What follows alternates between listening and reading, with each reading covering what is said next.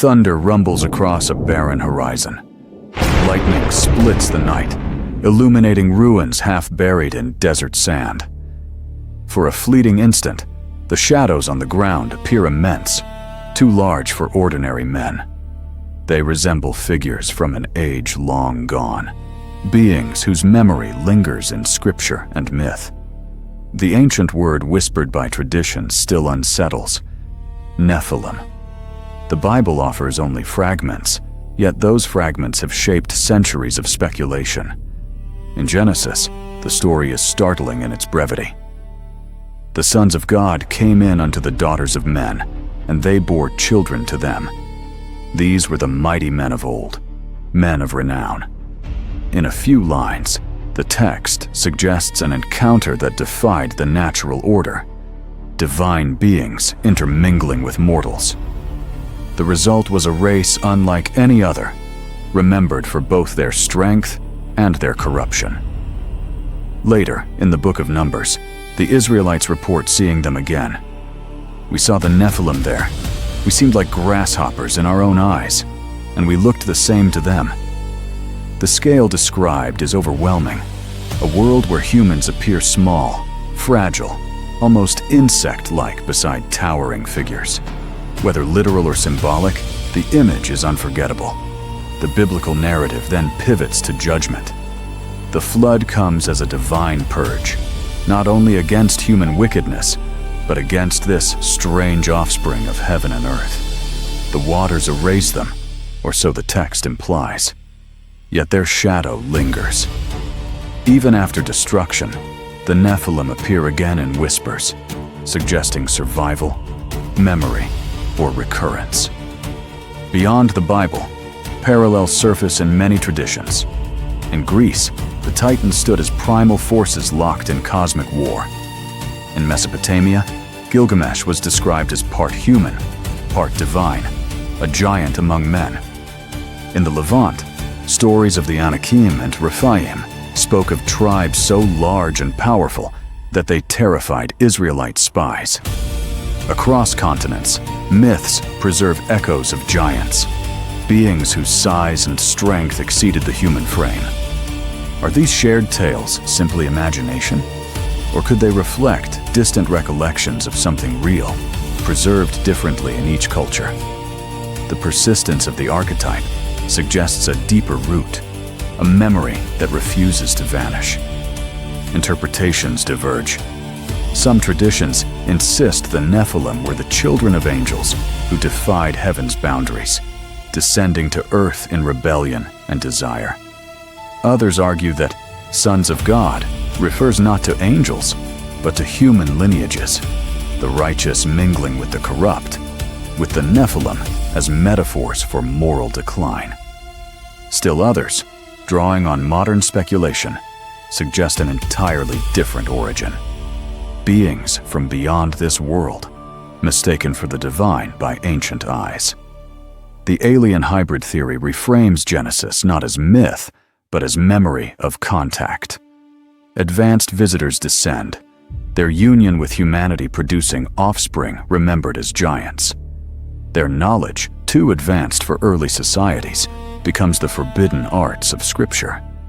To some, this interpretation answers what traditional theology cannot: why these beings were different and why their story lingers. Yet archaeology complicates the picture. Reports across centuries describe the discovery of massive bones in North America, South America, and the Middle East. Many of these accounts dissolve into hoaxes or exaggerations. Others vanish into silence, with conspiracy theorists claiming institutions deliberately concealed them. Tales of hidden crates in museum basements, of evidence destroyed to protect accepted history, circulate widely but remain unverified. What is certain is that the fascination with giants has never faded. For theologians, the meaning is less about flesh and bone and more about message. In mainstream interpretations, the Nephilim symbolize excess, power without restraint, violence without limit, societies swollen to collapse. The flood becomes not a myth of water, but a parable of divine judgment against arrogance. In this reading, the Nephilim stand as warnings rather than wonders. But for literalists, the text is plain. Beings of great size and strength walked the earth, and their legacy cannot be dismissed as metaphor. The debate reflects something larger: humanity's enduring need to understand its place in creation. Are we alone, bounded by earth and flesh? Or have we always been touched, shaped, even threatened by forces beyond? The Nephilim story presses on this question with relentless weight. Today, their shadow stretches into popular culture. Films portray them as monsters or heroes. Novels reimagine them as hybrids destined to save or destroy. On digital platforms, their name sparks endless speculation. Threads weaving scripture, archaeology, and UFO sightings into one sprawling narrative. In an age when genetic engineering raises new fears about tampering with humanity, the Nephilim embody anxieties both ancient and modern. They remind us that the boundary between human and other is fragile, and perhaps always has been. The mystery endures because it is unsolved. Were the Nephilim real beings, wiped away by flood and time? Were they symbols written into scripture to warn against hubris? Or were they something stranger, hybrids born of visitors, whose origins lay not in heaven, but in the stars? Each theory has its champions, and none can silence the others. The ruins remain silent. The desert wind carries no answers. Only shadows stretch across the sand, shadows too large, too enduring to ignore. And in those shadows, the same haunting question lingers. Who were the Nephilim? The mystery of the Nephilim begins with a brief, haunting passage in the Hebrew Bible. Buried within the opening verses of Genesis 6 lies a text that has puzzled theologians and historians for centuries. It is only 4 verses long, but its implications reach far beyond its length. When men began to multiply on the face of the earth, and daughters were born unto them, the sons of God saw the daughters of men that they were fair, and they took them wives of all which they chose. There were Nephilim in the earth in those days, and also after that, when the sons of God came in unto the daughters of men, and they bore children to them. The same became the mighty men of old, men of renown. The passage is enigmatic. Who were these sons of God? What does the word Nephilim mean? And why are they placed in such close proximity to the flood narrative, which describes humanity's destruction under divine judgment? The word itself, Nephilim, comes from the Hebrew root NPL, meaning to fall. Some take it as fallen ones, perhaps implying beings cast down from a higher realm. Others interpret it as those who cause others to fall, warriors of violence. When the Bible was translated into Greek in the Septuagint, the translators rendered Nephilim as gigantes, from which the English giants derives. That choice emphasized physical size, though the original Hebrew does not explicitly say they were tall. Later, in the Latin Vulgate, the word became gigantes again, solidifying the tradition of associating the Nephilim with extraordinary stature. Genesis is deliberately sparse. It does not explain the nature of the sons of God. As a result, interpretation has always been contested. One ancient Jewish view identifies them as angelic beings, heavenly watchers who descended to earth, abandoning their place to indulge in mortal desire. Another interpretation, common among Christian theologians like Augustine, rejects angelic unions and instead describes them as the descendants of Seth, the righteous son of Adam, intermarrying with the daughters of Cain. A third interpretation sees the phrase as a title for ancient rulers, men who claim divine status, taking women by force and producing tyrannical offspring remembered as Nephilim. These three traditions reflect different concerns. The angelic reading emphasizes cosmic rebellion. The Sethite reading focuses on moral decline through intermarriage of godly and ungodly lines. The ruler interpretation frames the Nephilim as violent elites who abused power. Each reading tries to answer the same riddle: how could such beings of renown and terror have come into existence? The flood narrative follows directly after Genesis 6 verses 1 to 4. Many traditions interpret this as divine judgment not only upon human wickedness but upon the corruption introduced by the Nephilim. Yet the biblical text itself is more restrained. It declares, "The Lord saw that the wickedness of man was great in the earth, and that every intention of the thoughts of his heart was only evil continually." The flood is described as punishment for universal violence and corruption, not exclusively the presence of giants. Still, the placement of the Nephilim story just before the flood has led readers for centuries to link the two. To many, the implication is clear: their existence was part of the world's descent into chaos. The Nephilim reappear later in Scripture, in a moment of fear and doubt. In the book of Numbers, as the Israelites prepare to enter Canaan, 12 spies are sent to scout the land. They return with a troubling report: "All the people we saw there are of great size. We saw the Nephilim there, the descendants of Anak who come from the Nephilim. We seemed like grasshoppers in our own eyes, and we looked the same to them." Here, the Nephilim are not merely a memory from before the flood but a presence in the land itself. The spies describe the people as impossibly tall, so great that they dwarf human perspective. Yet many scholars caution that the account reflects the spies' fear more than objective description. Their words serve to discourage the people, painting the opposition as invincible. Even if exaggeration, the report proves that the idea of giants endured in Israel's collective imagination. Other biblical texts reinforce this imagery. Deuteronomy speaks of Og, king of Bashan, whose iron bed measured 9 cubits long, over 13 feet. Joshua records Israel's encounters with the Anakim, remembered as descendants of giants. Though details vary, the tradition of extraordinary size and strength persists throughout Israel's conquest narratives, giving substance to the notion that remnants of the Nephilim, or those believed to descend from them, lingered after the flood. These accounts stand in contrast to surrounding cultures. In Mesopotamia, kings like Gilgamesh were celebrated as semi-divine heroes, mighty men with powers beyond the human norm. In Greek myth, the Titans and Gigantes were remembered as colossal figures locked in combat with the gods. In Canaanite lore, the Rephaim were remembered as ancient warrior kings of great size.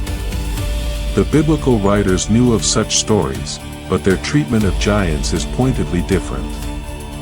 Where other cultures glorified them as heroes or demigods, the Hebrew tradition portrays them as symbols of corruption, fear, and opposition to God's people. This contrast is crucial. The Nephilim may reflect a broader ancient Near Eastern tradition of semi-divine or giant beings, but the Bible reframes them as cautionary figures. They are not noble heroes to be admired, but warnings of boundaries crossed and societies corrupted. Later Jewish writings elaborated further. The Book of Jubilees retells Genesis 6 with greater detail, describing the Nephilim as born of angelic watchers. The Dead Sea Scrolls show sectarian communities associating them with demonic forces, cosmic enemies of righteousness. In Christian tradition, interpretations diverged. Some, like Augustine, insisted on a moral reading that stripped the story of angelic rebellion. Others, especially in the early centuries, retained the belief that angels once transgressed and that their hybrid offspring filled the earth with violence. modern scholarship approaches the text cautiously.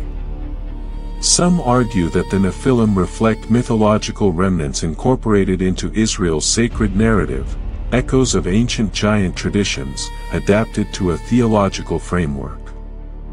Others interpret them symbolically, exaggerations of human violence that demanded divine judgment. A smaller number of researchers consider whether the stories preserve distorted memories of encounters with unusually tall tribes or powerful rulers whose might inspired legend. What is beyond dispute is their narrative function. The Nephilim appear only briefly, yet their presence heightens the stakes of Genesis. They embody the blurring of categories, heavenly and earthly, mortal and immortal, natural and unnatural. They embody the fear of beings beyond control, whether literal or symbolic. Their appearance in numbers likewise reflects the way memory of giants served as shorthand for insurmountable opposition. In the biblical imagination, the Nephilim are never central characters.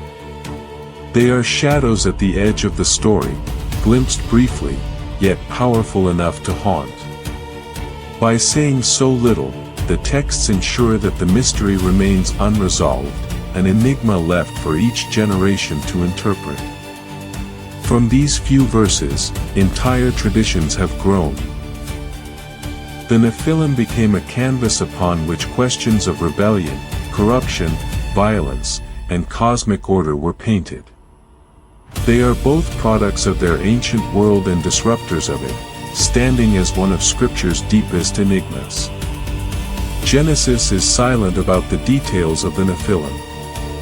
It names them, places them before the flood, and calls them mighty men of old. Yet it does not explain who the sons of God were, or why their union with mortal women was so destructive. Later traditions stepped into this silence, producing stories that became central to how the Nephilim were understood. Among these, none was more influential than the Book of Enoch. Enoch was revered by many Jewish communities during the Second Temple period but never included in the Hebrew Bible. In it, the story of Genesis 6 verses 1 to 4 is expanded into a tale of rebellion and corruption. Here, the sons of God are identified as angels known as the Watchers. Tasked with overseeing humanity, they instead fix their gaze upon women. Fearing the shame of acting alone, they swear an oath together. Under their leader Semjaza, 200 descend to Mount Hermon. The text emphasizes that this is no accident, it is a deliberate decision to transgress boundaries. The Watchers take wives and bear children with them. The offspring are giants of terrifying power, consuming the earth's resources until nothing is left, turning eventually upon humankind itself. Yet their danger is not only physical. Each angel brings forbidden knowledge, metallurgy, enchantments, astrology, weapons of war, cosmetics and seduction. To the author of Enoch, these were corrupting gifts, knowledge not meant for mortals. Humanity, overwhelmed, cries out to heaven. In this version, God responds decisively. The archangels are sent to act. Raphael binds Azazel, the one who taught the secrets of weaponry, and Michael casts the Watchers into pits beneath the earth to await judgment. Their children, the Nephilim, are destroyed, their bodies consumed by the flood. But their spirits, too monstrous to rest, linger on earth as wandering demons. With this, the problem of the Nephilim becomes more than history, it becomes a framework for explaining the origin of evil spirits themselves. This interpretation shaped entire communities. At Qumran, the sect that preserved the Dead Sea Scrolls copied and cherished Enochic texts. They saw in the Watchers the archetype of rebellion, a cosmic backdrop for the battle between light and darkness. Other Jewish writings, such as the Book of Jubilees, echoed this theme. Yet not all traditions embraced it. Rabbinic Judaism gradually moved away from angelic unions, emphasizing human responsibility and moral decline. By the time of the Mishnah and Talmud, the sons of God were interpreted less as angels and more as human lineages or rulers. Early Christianity inherited this debate. Some writers accepted the Enochic view, linking the Nephilim with demons and reading Genesis as literal history of angelic descent. Justin Martyr, Tertullian, and others argued that demonic forces were the disembodied spirits of the Nephilim. They saw the story as essential for understanding the scale of corruption that Christ came to redeem. The New Testament letter of Jude even appears to echo this tradition, warning of angels who did not keep their proper domain but left their own habitation, now bound in eternal chains. But other Christians resisted. Augustine of Hippo, writing in the 5th century, rejected the possibility of angelic procreation. Angels, he insisted, were purely spiritual and could not father children. He offered instead the sons of Seth interpretation. The godly descendants of Adam's son Seth intermarried with the daughters of Cain, producing corrupt offspring. In this view, the Nephilim were not supernatural hybrids but symbols of moral decline, a warning against mixing righteousness with sin. Augustine's interpretation, less mythic and more theological, became dominant in the Western Church for centuries. The divergence between these views reflects more than biblical interpretation, it reveals the deeper anxiety the story provoked. Creation in the biblical worldview was carefully ordered, heaven and earth, divine and human, spirit and flesh. If angels could cross into human realms and father children, the boundaries of creation itself were fragile. To affirm the angelic interpretation was to suggest that the separation between divine and mortal could be broken, with catastrophic results. For some, this explained why the flood was necessary; for others, it was unthinkable and had to be reinterpreted. The wider world offers striking parallels. In Mesopotamia, gods often fathered kings with mortal women, producing rulers of semi-divine status. In Greece, Zeus was notorious for descending and fathering demigods who became heroes or tyrants. Such myths glorified the union of divine and mortal. Enoch, by contrast, condemned it. The difference is telling. Where other cultures celebrated such offspring, the Hebrew tradition remembered them as corruption, not glory. Archaeological discoveries support the background of this language. In Ugaritic texts from the Levant, the Ben Ilan, sons of God, appear as members of a divine council. This echoes the Hebrew B'nai Elohim in Genesis. In surrounding cultures, these sons of God frequently interacted with humanity. The biblical authors, familiar with these myths, reshaped the idea into a cautionary tale. What others saw as divine favor, Israelite tradition cast as rebellion and sin. The Watcher's gifts of knowledge are also telling. Metallurgy and weaponry, astrology and enchantments, cosmetics and seduction, these were real arts of power in the ancient world. In Enoch, they become sources of corruption. This theme persisted through the centuries. Medieval commentators associated the Nephilim with sorcery and alchemy, while in modern retellings they are sometimes reframed as bearers of civilization, a view closer to pagan myth than biblical theology. In every era, the story has been reinterpreted to reflect cultural anxieties about knowledge and its misuse. Theological debates have never ceased. Some traditions continue to uphold the angelic interpretation, treating Genesis 6 as literal history of celestial beings transgressing earthly boundaries. Others defend the set-height view, arguing that Scripture intends a moral lesson rather than a cosmic rebellion. Scholars of religion often treat the text as mythological residue, fragments of older giant traditions reframed to fit Israel's theology. Each interpretation reflects the priorities of its community. Some stress cosmic order, others moral purity, others the influence of neighboring myths. What unites them is recognition that the Nephilim represent a crossing of boundaries.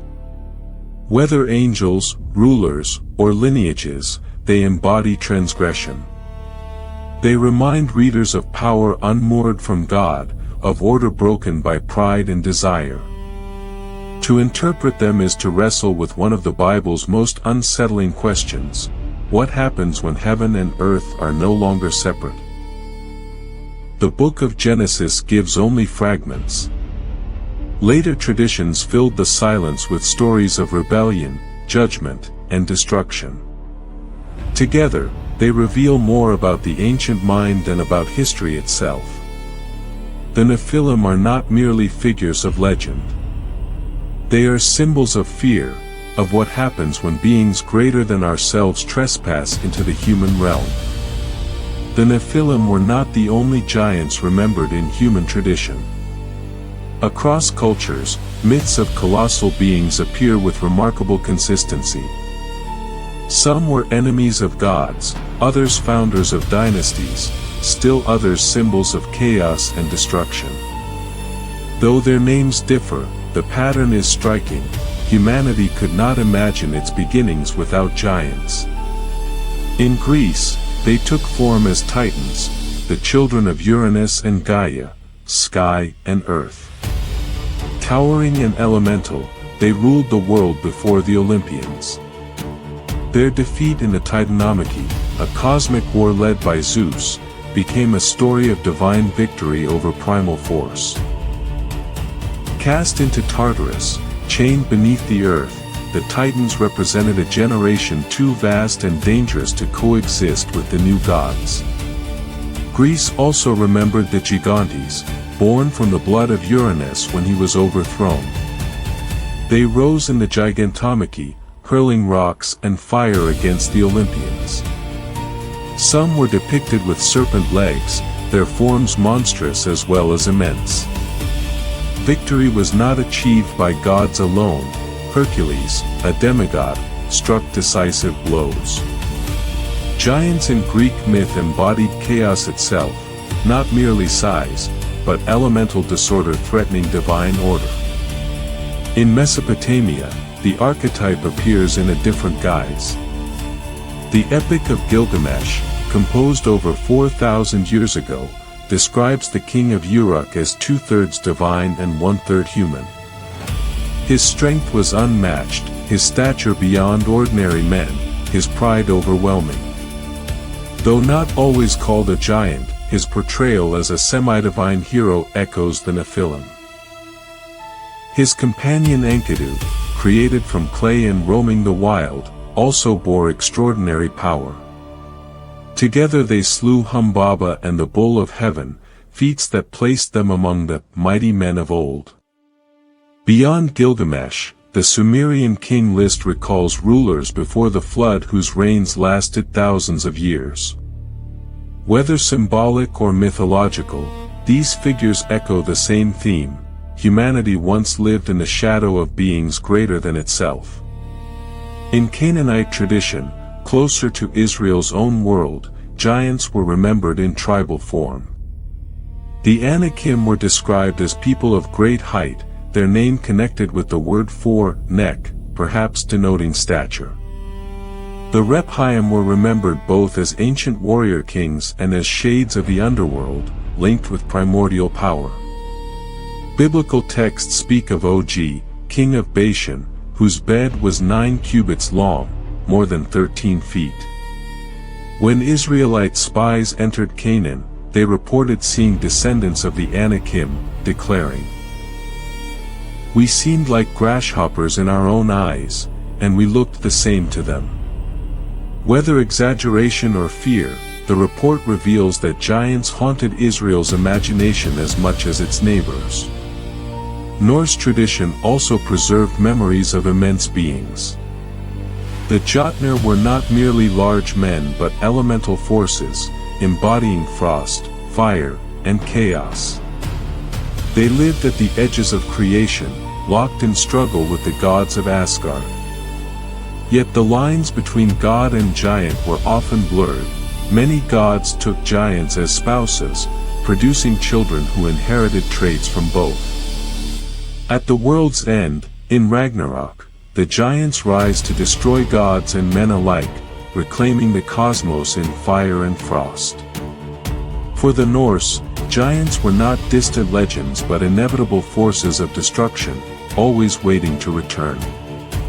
Beyond Europe and the Near East, traditions of giants appeared worldwide. Among the Paiute people of Nevada, oral tradition spoke of the Ctcah, red-haired giants who preyed upon smaller tribes before being destroyed. In South America, Spanish chroniclers recorded indigenous legends of enormous figures wandering the pampas and coastal deserts. In Polynesia, myths told of powerful beings who shaped islands and mountains, their footprints embedded in the earth. In India, the Mahabharata describes Rakshasas and Asuras, supernatural enemies of gods and heroes, often portrayed as immense in size and ferocity. These accounts cannot be taken as literal history, but they show how cultures across the world turn to the image of the giant to explain origins, catastrophes, and struggles against overwhelming forces. The recurrence of giant traditions raises important questions. Why does nearly every culture imagine beings larger than life? For some, the answer lies in metaphor. Giants represent forces too great for ordinary people. Invading tribes, natural disasters, tyrannical rulers. Their exaggerated stature gives form to fear and awe. For others, they preserve cultural memory of unusually tall individuals or groups. Skeletal remains of people over 7 feet tall have been found in many regions, rare but real. They could inspire tales that grew with each retelling. Still others see giants as mythic archetypes. In the human imagination, creation often begins with chaos, formless waters, untamed earth, primordial darkness. Giants personify that chaos, the first adversaries gods and humans must overcome to establish order. This archetype explains why the image of giants is so consistent yet so varied. In Greece, they were chained beneath the earth. In Mesopotamia, they ruled before the flood. In Canaan, they stood as enemies of Israel. In Norse myth, they waited at the world's edge. In every culture, giants marked the transition from primordial chaos to ordered creation. Their defeat is necessary for the world to become habitable. For Israel, the distinction was clear. Surrounded by nations that glorified semi-divine heroes and giant rulers, Israel's tradition remembered them as warnings, not heroes. Where Greeks celebrated Hercules and Mesopotamians exalted Gilgamesh, Genesis condemned the Nephilim as symbols of corruption. Giants were not admired, they were judged. This reversal was deliberate. It reflected a theology in which order and holiness could not coexist with beings born of transgression. The Nephilim thus belong to a wider chorus of giants but carry a unique meaning. They are part of a pattern that stretches across cultures, yet in Israel's scriptures they serve a different role. They are not figures of glory or power but signs of violation. Their presence reinforces a vision of creation where boundaries between heaven and earth, divine and human, must remain intact. The giants of the ancient world remind us of humanity's enduring need to imagine forces larger than itself. Whether titans cast into Tartarus, Jotnar rising in Ragnarok, Anakim looming in Canaan, or Rakshasas opposing gods in India, they reflect a universal truth. human history has always been haunted by beings too vast to ignore. The Nephilim are one name among many, yet their story resonates because it combines myth with theology, memory with warning. They are not only giants of size but giants of meaning, standing at the threshold where legend meets belief. Visual prompt, Chapter 3 Stone statues of towering figures from Greece, Mesopotamia, and Canaan dissolve into one panoramic image, colossal forms looming over humanity, fading into shadow. The mystery of the Nephilim has never been confined to scripture. For thousands of years they were understood as fallen angels, corrupted lineages, or tyrannical rulers. But in the 20th century, at the height of the space age, a new interpretation took shape. As humanity looked beyond the atmosphere and imagined other worlds, the Nephilim were recast as hybrids not of heaven and earth but of humankind and extraterrestrials. This modern reimagining grew from what became known as the ancient astronaut theory. Its advocates argue that stories of gods descending from the sky are not symbolic myths but descriptions of contact with advanced beings.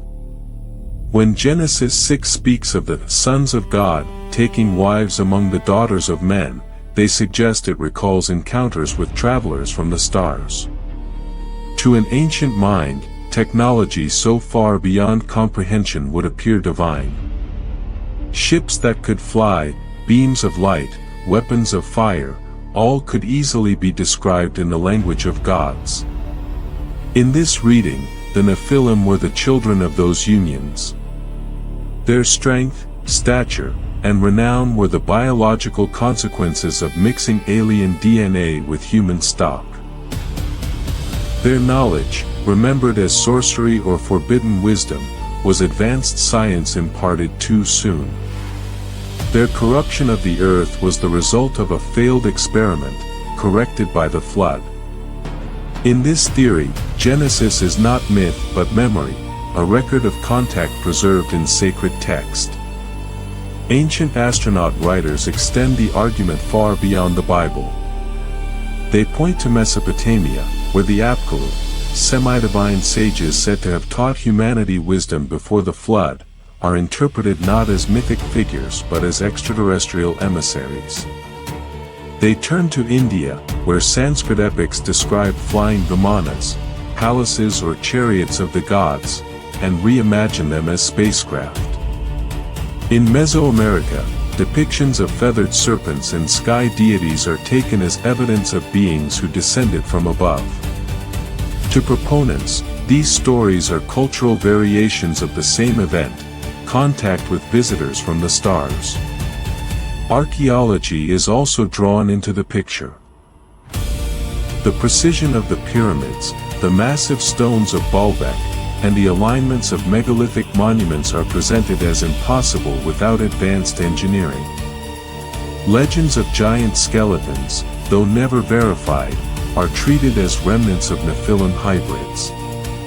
Cave paintings with figures bearing large eyes and elongated heads are cited as depictions of otherworldly visitors. Each example is assembled into a narrative in which the Nephilim are part of a larger pattern of extraterrestrial influence on human civilization. Mainstream scholarship, however, resists these claims. Archaeologists point out that megalithic construction reflects human ingenuity, not alien assistance. Engineering techniques such as levers, ramps, and coordinated labor explain the monuments without requiring extraterrestrials. Reports of giant skeletons almost always resolve into hoaxes, misidentified remains, or exaggerations. The Vimanas of Indian texts, though describing flying vehicles, are poetic representations of divine power, not technical manuals. Even the Apkallu of Mesopotamia are understood as cultural symbols of wisdom, not historical astronauts. For historians, the ancient astronaut theory is a modern projection onto ancient texts rather than an interpretation rooted in their own contexts. Yet the appeal is undeniable. The Nephilim embody the unknown, and the ambiguity of Genesis invites speculation. If the Bible does not specify who the sons of God were, the possibility of extraterrestrials feels open to some.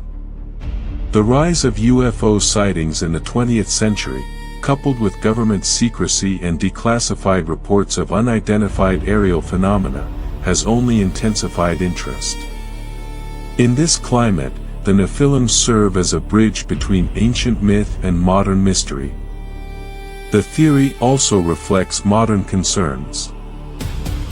In an era of genetic engineering, cloning, and artificial intelligence, fears of tampering with humanity's essence are ever present.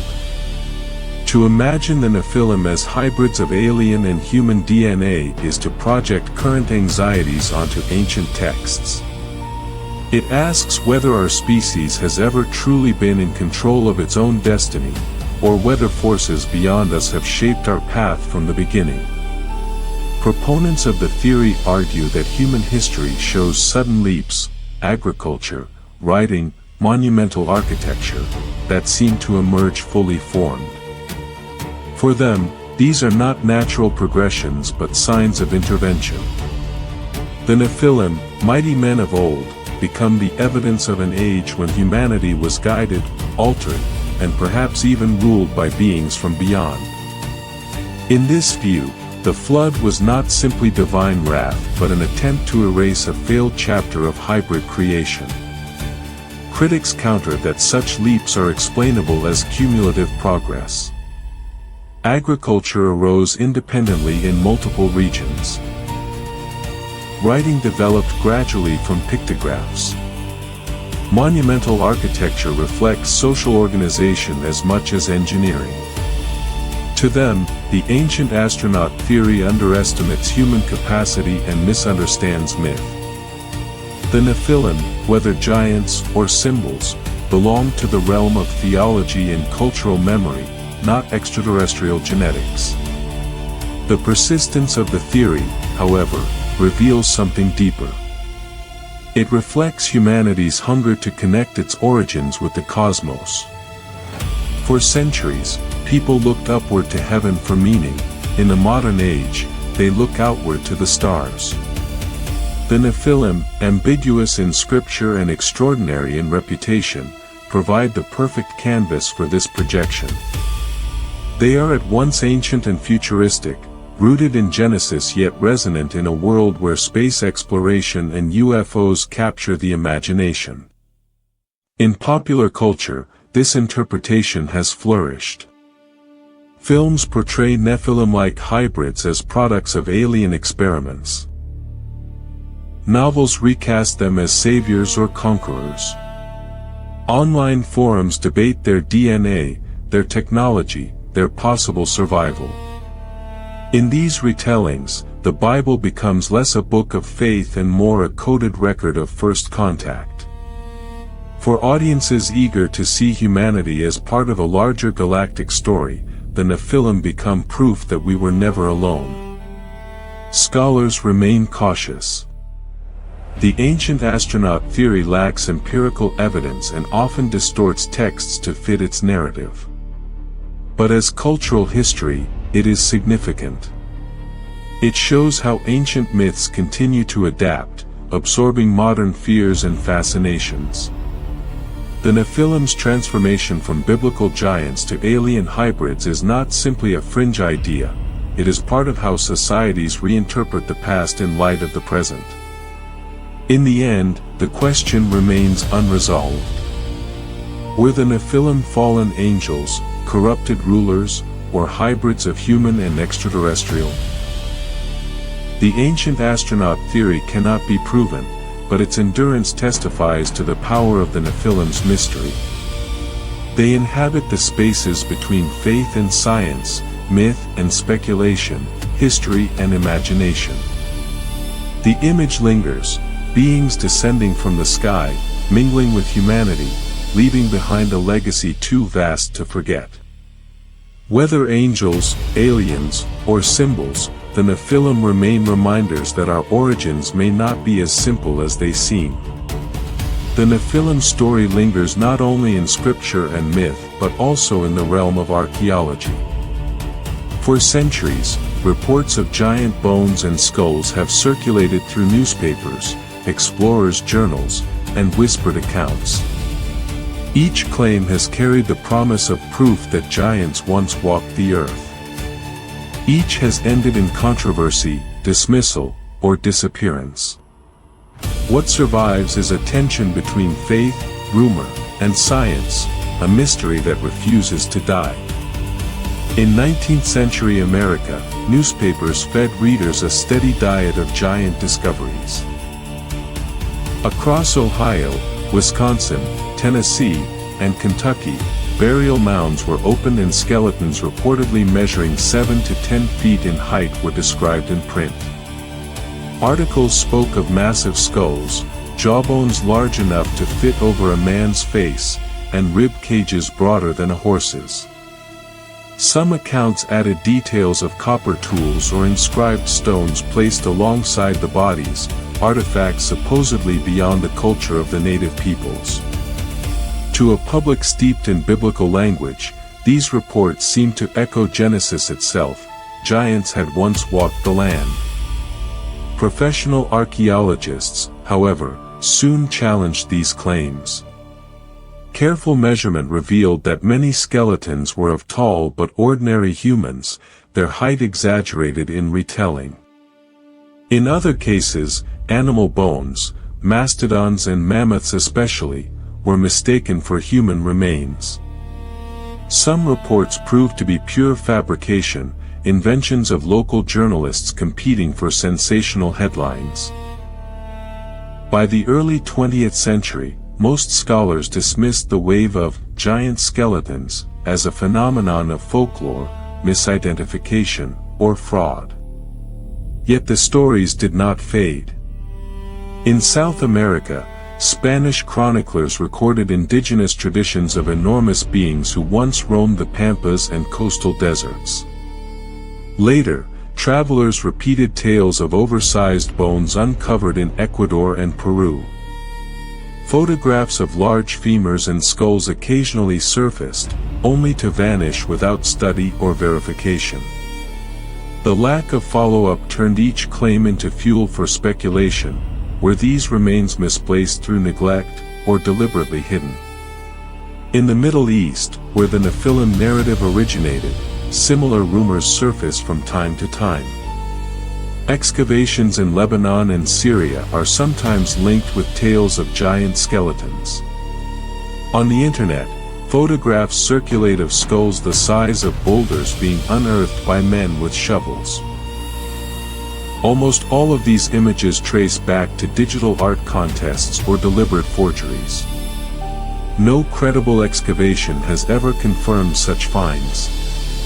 Still, the popularity of these images shows the power of the idea. The desire for proof of giants is so strong that fabrications thrive. One institution has become the center of these suspicions: the Smithsonian. Since the late 19th century, it has been accused of suppressing evidence of giants. Newspaper articles often ended with the line, "The remains were sent to the Smithsonian for study," after which the story disappeared. Conspiracy theorists claim this proves deliberate concealment, bones locked away in vaults to protect established history. The Smithsonian denies this categorically, insisting that no verified giant remains exist in its collections. Historians point instead to the gap between sensational journalism and scientific practice. For believers, the silence remains suspicious; for scholars, it is unsurprising. Other museums have been drawn into similar narratives. In South America, crates and basements are rumored to contain skeletons never displayed. In Europe, whispers of oversized bones in private collections abound. Whether suppression truly occurred or not, the persistence of the rumor reflects something deeper, a cultural suspicion that authority shapes history by deciding what is shown and what is hidden.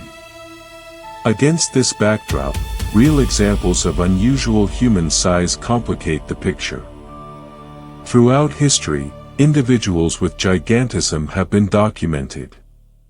Robert Wadlow, who died in 1940, stood nearly 9 feet tall. Acromegaly and growth hormone disorders produce extraordinary stature, sometimes over 7 feet. Archaeological excavations have uncovered skeletons of tall individuals, rare, but within the natural limits of biology. These facts blur the boundary between reality and legend. It is easy for cultural memory to turn a very tall man into a giant of myth. Still, one question recurs: if giants truly lived, where are their bones? Fossils of dinosaurs endure after millions of years. Why not skeletons of the Nephilim after only a few thousand? Explanations vary. Some argue the bones were exaggerated in story but never existed. Others propose that they were destroyed, discarded, or misclassified in early digs. More speculative voices suggest deliberate concealment by institutions or even supernatural disappearance, claiming that beings not fully human might leave no enduring trace. For science, these are not convincing answers, but for believers, they preserve the possibility of giants in the face of silence. The fascination extends to architecture. Structures of immense scale are often linked with giants. The platform at Baalbek in Lebanon, with stones weighing over 1,000 tons, is described as impossible for ordinary builders. The walls of Sacsayhuaman in Peru, with interlocking blocks so precisely fitted that no blade of grass fits between them, are said to bear the marks of superhuman labor. Even the pyramids of Giza are cited as evidence of giant hands. Archaeologists explain these achievements through human ingenuity, vast workforces, and the mastery of engineering. But for those who connect them to the Nephilim, the scale itself remains suspicious. Too vast for ordinary men, too enduring to belong only to human hands. The allure of proof persists because the stakes are so high. A single verified skeleton of a true giant would not only confirm a biblical mystery but challenge the foundations of human history. Evolutionary timelines, archaeological assumptions, and theological interpretations would all be shaken. To some, this possibility explains why the evidence never surfaces. The truth, they argue, would be too disruptive. To others, it shows only that such giants never existed. In the modern world, the mystery has shifted from excavation sites to digital screens. Viral images of giant skulls spread rapidly across social media, each gaining millions of views before being debunked. Online forums debate the authenticity of blurry photographs and speculate about government secrecy. In this new environment, fact and fiction blur even more easily than they did in the age of newspapers. The Nephilim continue to influence culture, not through bones in the ground but through pixels in circulation. For historians, the lesson is not that evidence for giants has been suppressed, but that humanity has always magnified the extraordinary. Tall men became remembered as monstrous. Monumental architecture became the labor of giants. Gaps in the record became proof of conspiracy. The Nephilim endure not because archaeology confirms them, but because they embody the mystery of the past. Their absence of evidence becomes part of their presence in imagination. The archaeological search for giants reveals more about us than about them. It exposes our longing for tangible proof, our suspicion of authority, and our need to connect myth with material remains. Even without verified bones, the Nephilim cast long shadows across archaeology. They remind us that mystery itself is powerful, and that sometimes, it is the unanswered question that endures the longest. The Nephilim are among the most enigmatic figures in Scripture. Their presence in Genesis is fleeting, their meaning debated, yet their shadow has stretched across centuries of Jewish and Christian interpretation. For theologians, they posed a central question: were these beings literal hybrids of heaven and earth, or symbolic figures embodying humanity's corruption? The answers reveal not only the beliefs of each age but also the priorities that shaped them. In Judaism, the earliest interpretations lean toward the dramatic. Second Temple writings such as the Book of Enoch and Jubilees describe the Nephilim as children of angelic watchers who descended to earth.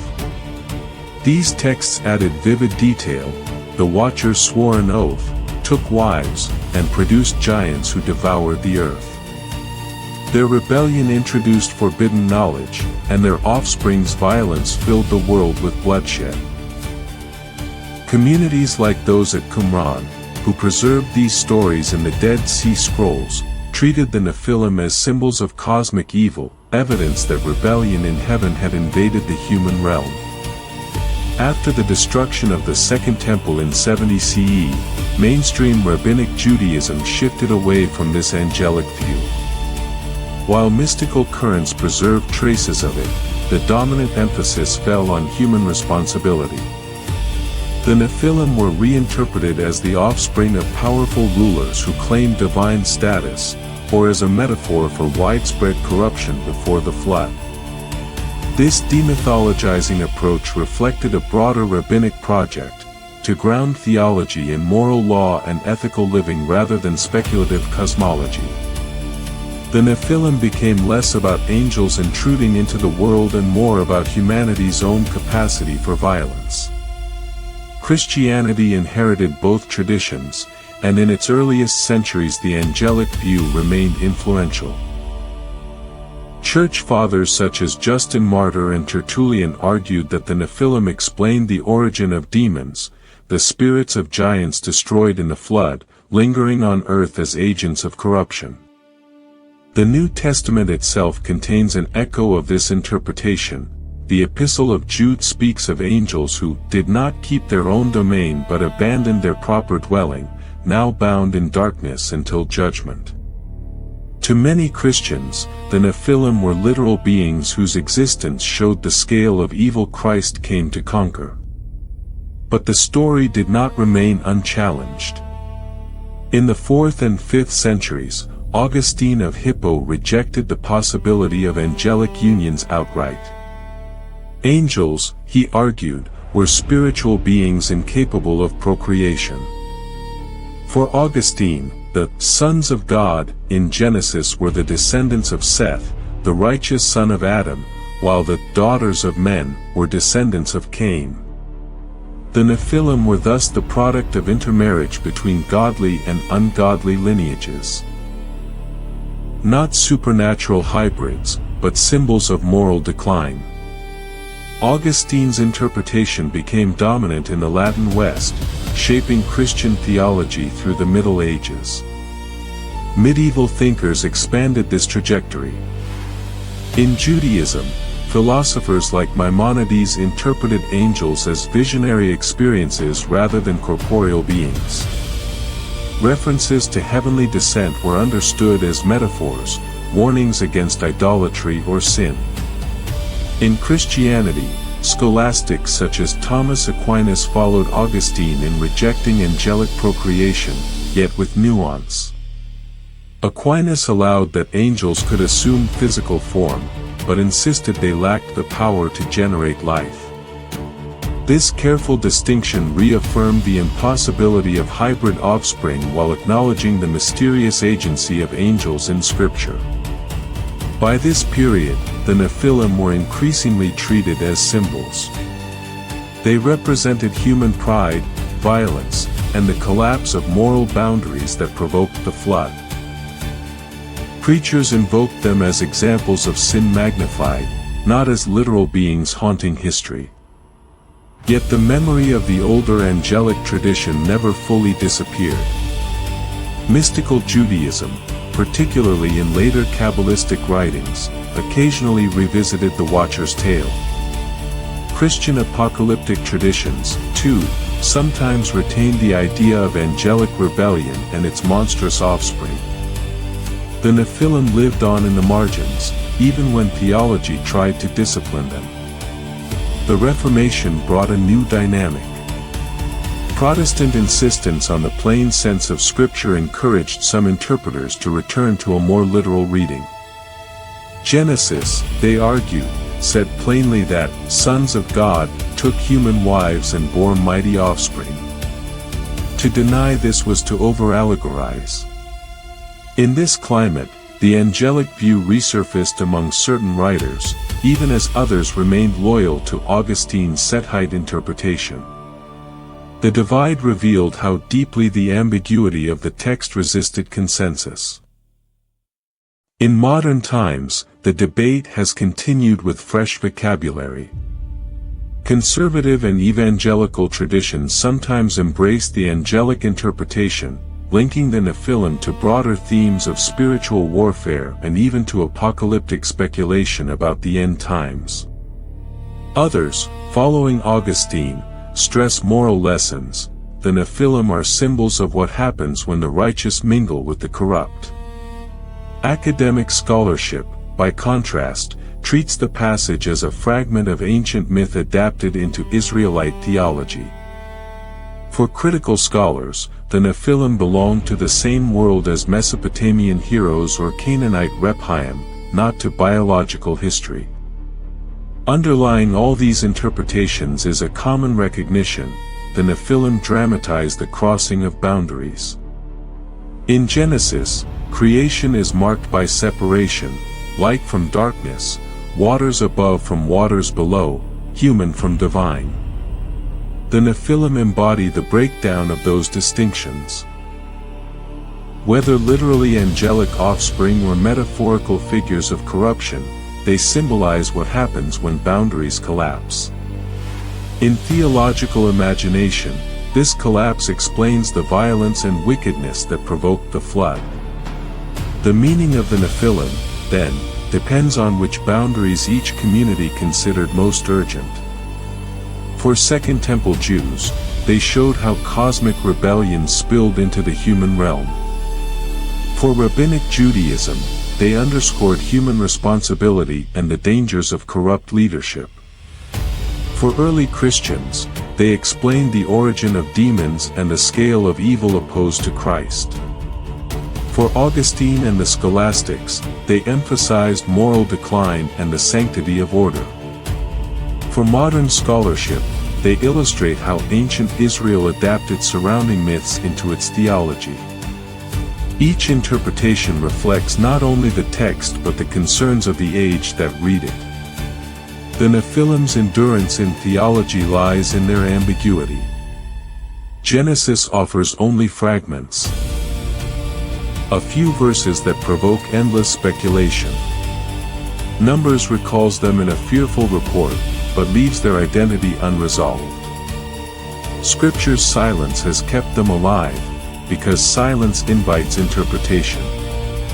For theologians, the Nephilim became a mirror for pressing questions: the nature of evil, the fragility of creation, the consequences of pride, the limits of human knowledge. They also reveal how theology uses mystery.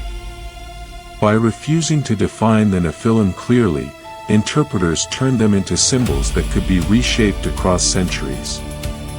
Sometimes they were cosmic rebels, sometimes moral warnings, sometimes echoes of ancient myths. Their power lay not in clarity but in mystery itself.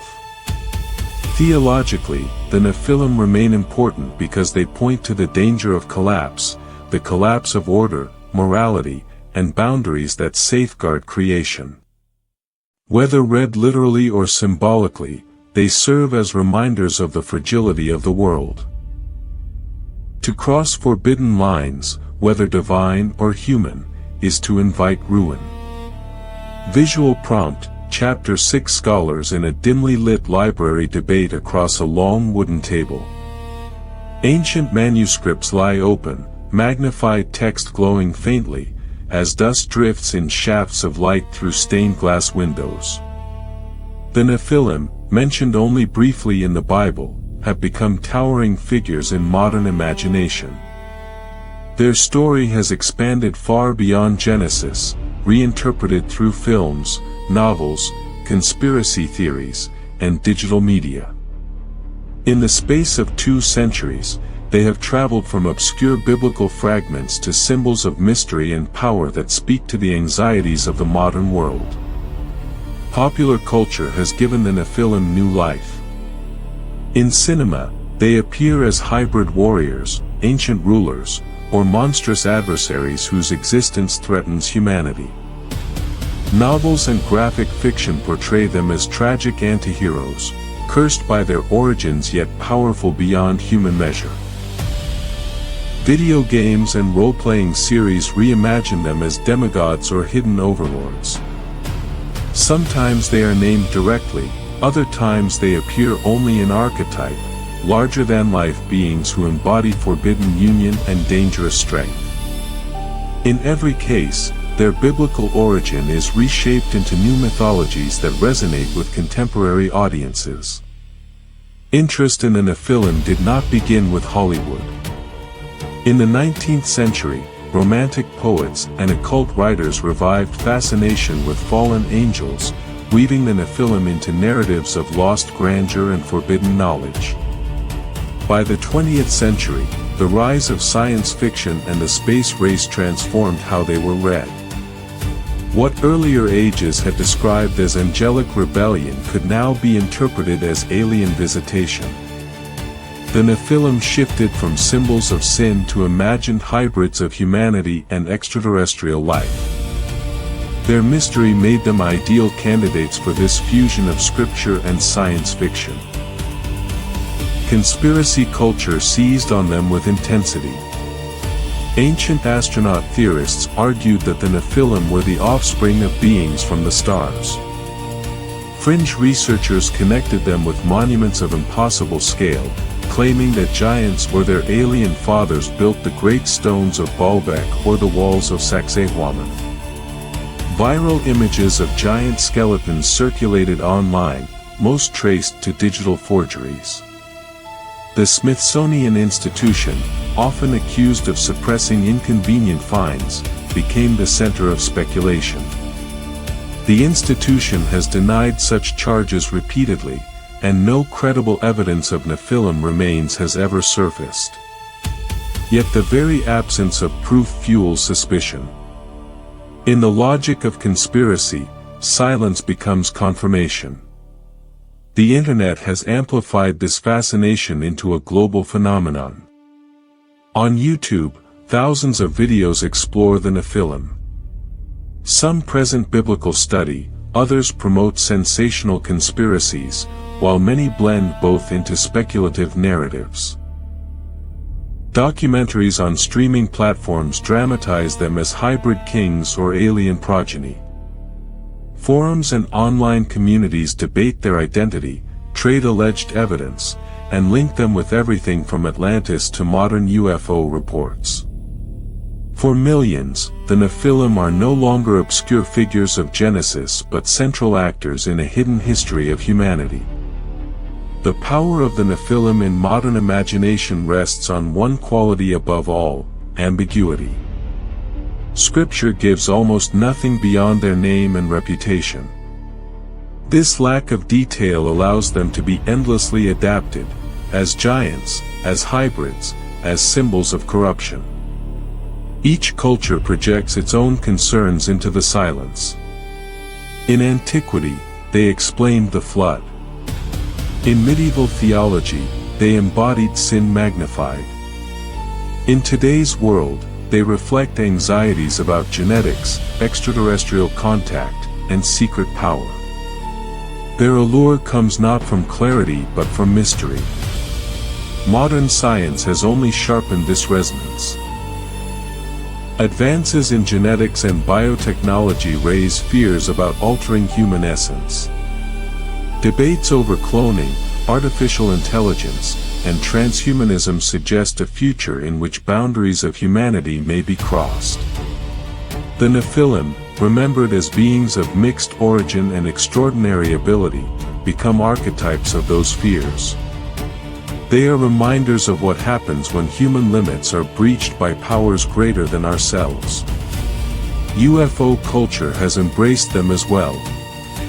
For those convinced of extraterrestrial visitation, the Nephilim are interpreted as the first hybrids, evidence that humanity was shaped by forces beyond Earth. Reports of abductions and experiments are linked to the Genesis account of sons of God descending to the daughters of men.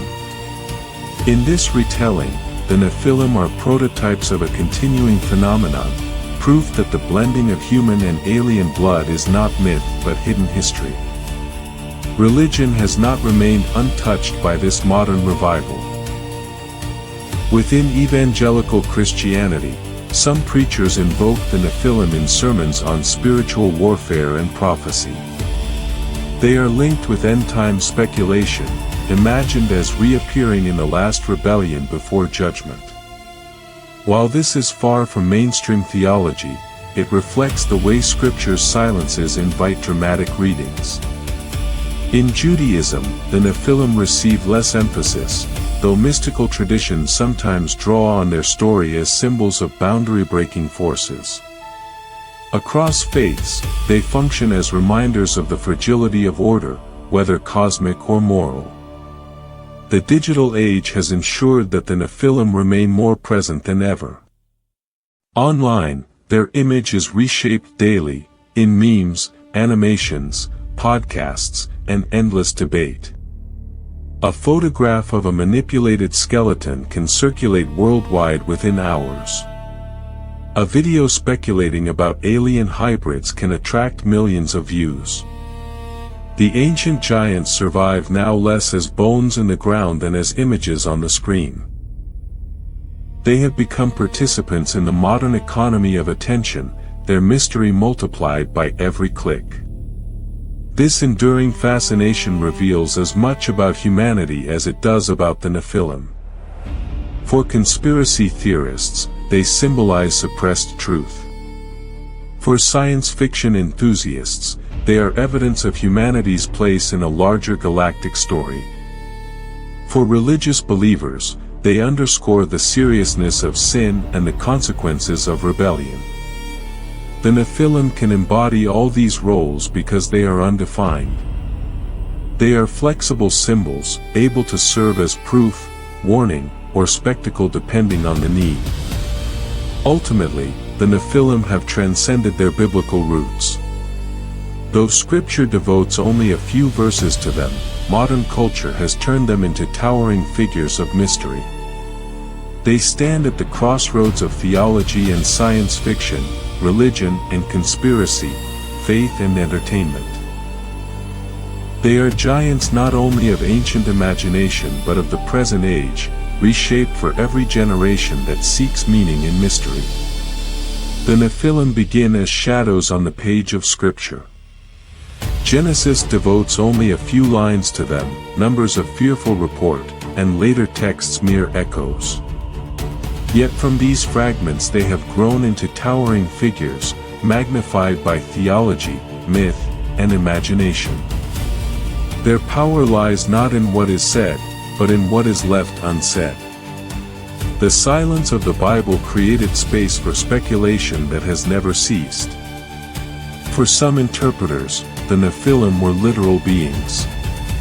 If they were the offspring of angels and women, then ancient history once contained hybrids who blurred the line between heaven and earth. Their destruction in a flood would mark the restoration of order against creatures that never should have existed.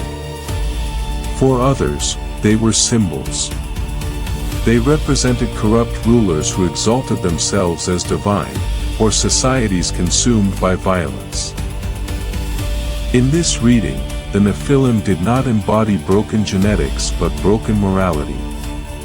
Their downfall still signaled divine judgment, not on monsters but on humanity itself. The tension between these views has endured because it reflects something larger than the debate itself. The Nephilim stand as figures of transgression.